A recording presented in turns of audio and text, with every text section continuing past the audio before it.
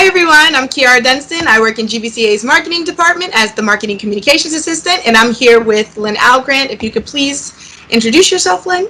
Hi everyone, I'm Lynn Algrant. I'm Vice President of Planning, Development, and Communications here at GBCA. Perfect, and we're back again with our Census mini-series, part 3. We're going to discuss a little bit about how safe, secure, quick, and easy it is for you to respond, and let's just jump right into it.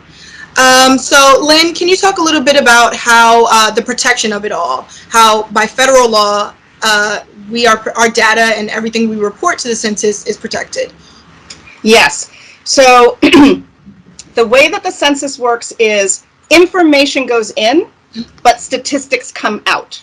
And every census employee and the Census Department itself is bound by law that it cannot release information. It can't release the Algrant household in 2020 lived at such and such an address. It can't ever release that information for 72 years. Right.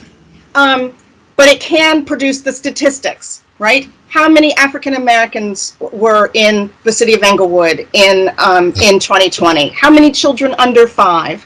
And so information goes in, statistics come out. And each census worker, each census employee takes an oath that they will not reveal anything that they learn in the process of taking the census under penalty of law, 5 years in jail, and a $250,000 fine. So we know that sometimes maybe you have a rental assistance that says that only 4 people are supposed to live in your home, but you actually have 6 people living there. And so sometimes families are afraid to list everybody in the home on the census because they think that they might get in trouble with their rental assistance. Right. But the census data can't ever talk to the rental assistance people to find out that you have 2 more people living there. So it's actually more important that you count all the household members, right? Because we want to count everyone. And you need to not be afraid that something you provide to the census is somehow going to get to some other department or some other agency that you may be doing business with in some way. And so you're safe that way. And again, for our immigrant brothers and sisters, there is no citizenship question. The census cannot, under any circumstances, give the information they received to another department like ICE. Right. And things like that. So it is the census is the census is the census, and it's kind of a locked box. Right. Is the best way to think about it. Right. So to reiterate, since citizenship does not matter, even those who are not a citizen right now in America should still respond to the 2020 census and be counted, right? Exactly. And the official census day was April 1, 2020. So even little babies, a baby born on March 31st, 2020, should be listed on the 2020 census, okay? Right. And so anybody who was alive on April 1st should be counted in the 2020 census.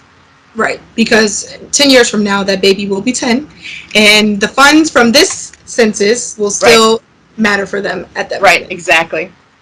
Okay, can we talk about how quick it is, how quick and easy it is? Now, what can people expect when they go on to respond to the census? Sure. So when you go on to respond to the census, you're going to put in your address, right, your household address, and it's only 10 questions. It asks for who lives in the home.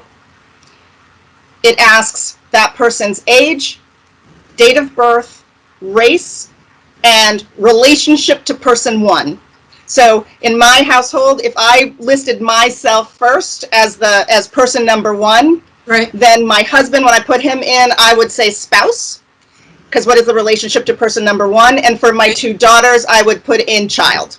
Right. And that's all that it asks. It can be friend, it can be housemate, it can be domestic partner, it can be renter. You know, maybe you have somebody living in your home who rents a room for you. It is not actually related to you by family, but lives in your household. We want to count all of the human beings under your roof. Right.